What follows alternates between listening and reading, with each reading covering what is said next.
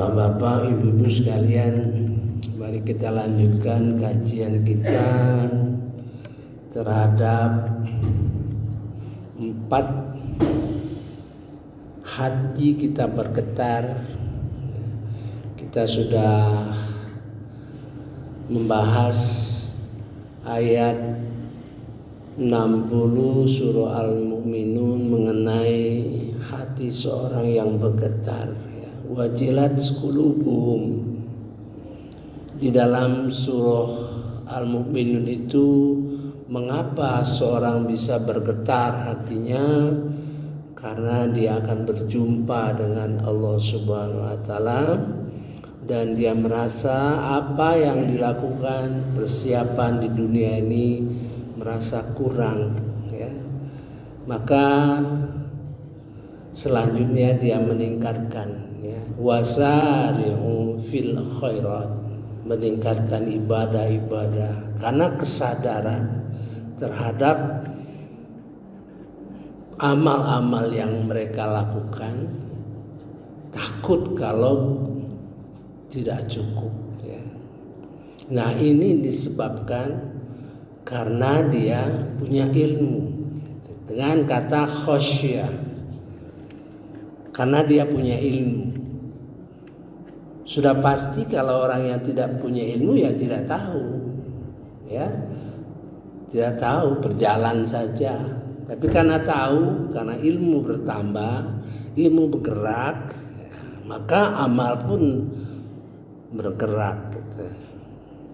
Maka dia merasa khawatir, takut, musyfikun, ya, musyfikun, rasa khawatir karena risiko yang dihadapi, ya, itu di dalam surah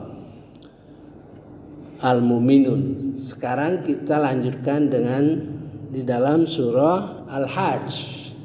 Gimana hati seorang bisa bergetar? Di dalam surah Al-Hajj ayat 35, ya. Mari kita baca dulu, nanti kita bahas ayat-ayat sekitarnya dan terlihat nanti dalam kondisi apa orang ini bisa bergetar hatinya. Maksudnya supaya membedakan, ya, ayat di dalam surah Al-Mu'minun tadi karena ilmu. Sekarang A'udzubillahi minasyaitonirrajim. Bismillahirrahmanirrahim. Yaitu orang-orang yang apabila disebut nama Allah di hati mereka bergetar. Orang yang sabar dan atas apa yang menimpa mereka, dan orang yang melaksanakan sholat, dan orang yang menginfakkan sebagian rezeki yang kami kurniakan kepadanya. Yang kelihatan sesuatu yang normal kelihatannya, ya. Kalau yang di dalam surah Al-Mu'minun karena ilmu pengetahuan, karena bergeser ilmu, bertambah ilmu. Sekarang ini normal, biasa, orang sholat, orang sabar, gitu, ya. Mari kita baca. Alladzina idza dzukirallah wajilat qulubuhum, sama katanya, wajilat qulubuhum, yaitu orang-orang apabila disebut nama Allah, dalam arti zukirallah. Zikirullah itu bukan nama Allah saja, disebut ayat-ayat, dibahas ayat-ayat, ya. Diingatkan bagaimana kurnia Allah kepada dia, kepada kita, itu zikirullah, ya, bukan nama Allah saja, ya, seluruh yang berkenaan dengan zikrah, ya. Wajilat qulubuhum was-sabirin, dia sabar. Ini ciri khasnya sabar, ya. Ala ma asabahum, atas musibah yang dideritanya, ya. Sebab di dalam satu ayat, ya, apabila musibah menimpa seseorang tentu seizin Allah. Apabila dia iman kepada Allah, maka Allah akan berikan petunjuk, ya, hikmah dan sebagainya. Ini termasuk sabar as-sob, ya. Jadi as-sabirin, betul-betul orang yang sudah sabar, ya. Kriterianya sabar itu sudah sangat puncak, gitu, ya.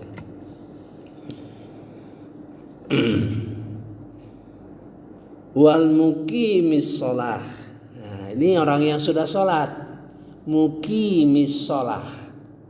Saya sudah sampaikan ada yang yuqimus shalah, aqamas shalah, muqimas shalah. Orang yang sudah sholat, ya. Dalam surah Ibrahim kita belajar berdoa. Rabbi ij'alni muqimas shalah. Ya Tuhanku, jadikanlah aku orang yang pesolat. Rabbi ij'alni muqimas shalah wa min dzurriyyati. Kita minta supaya kesolehan kita dalam sholat itu diteruskan kepada keturunan kita, ya. Jadi muqimas shalah. Wa mimma razaqnahum, biasa, ya, berinfak dan sebagainya. Yunfikun, mereka menginfakkan, menyedekahkan, ya, rezeki yang diberikan Allah Subhanahu wa taala. Mari kita lihat ayat sebelumnya. Jadi dia mencapai kondisi hati yang bergetar itu dalam terjemahan bisa aja, ya, kita baca Quran terus nangis, terseduh-seduh, bisa saja. Tapi bukan harus katanya bergetar jadi bergetar, bukan. Ya, bisa kita nangis terseduh-seduh, malam-malam baca Quran sendiri kita nangis. Karena Quran, karena kita paham Quran, ya, bukan karena ada persoalan lain, ya. Bentuknya, bukan harus bergetar. Kapan hati saya bergetar, ya?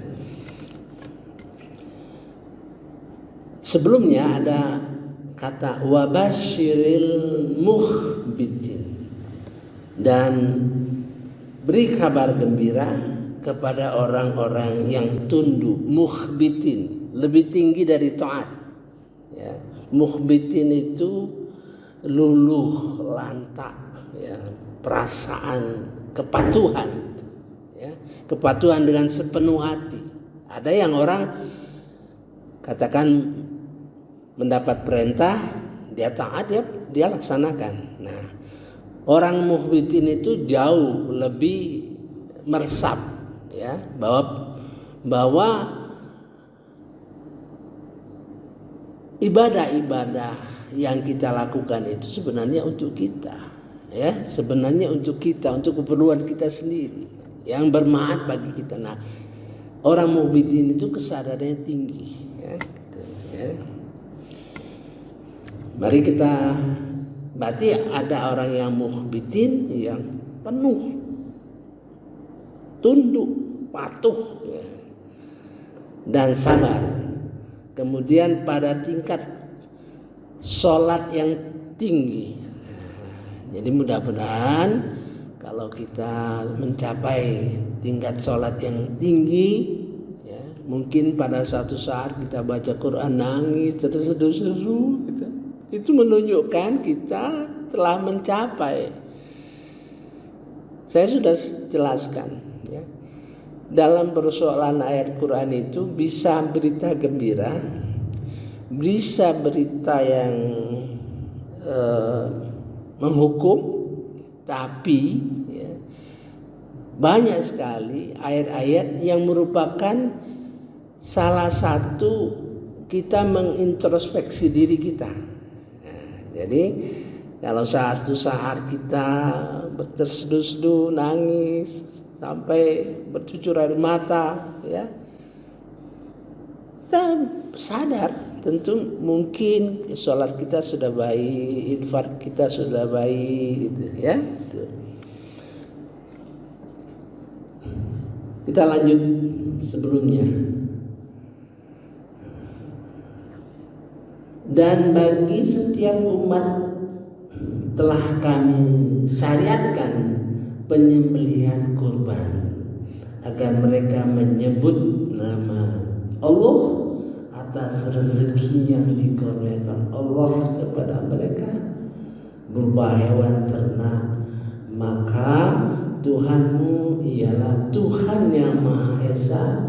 Karena itu berserah dirilah kepadanya dan sampaikanlah Nabi Muhammad SAW kabar gembira kepada orang-orang yang tunduk patuh kepadanya. Nah, ini artinya ini orang yang suka melakukan sesuatu yang syiar.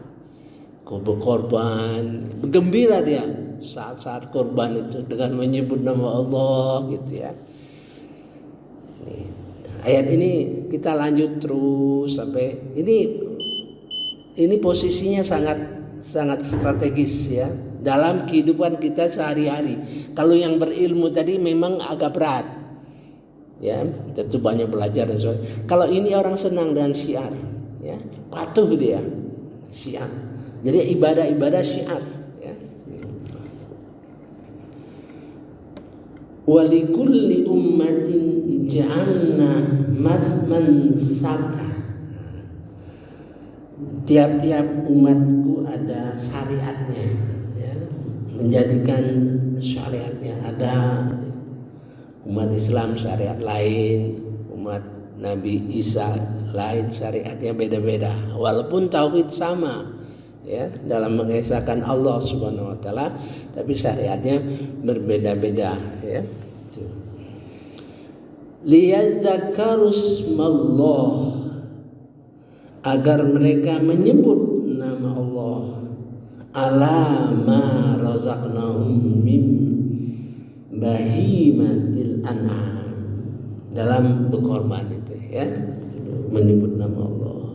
Maka kita selalu takbir Allahu Akbar, Allahu Akbar, Allahu Akbar atas penyembelihan, ya, karena diperoleh rezeki dari Allah. Fa ilahukum ilahu wahid. Nah, ini tauhid, ya, orang yang bertauhid. Fa ilahukum ilahu wahid. Ini misi seluruh rasul. Seluruh rasul-rasul misinya ini, ya, menegakkan tauhid, ya.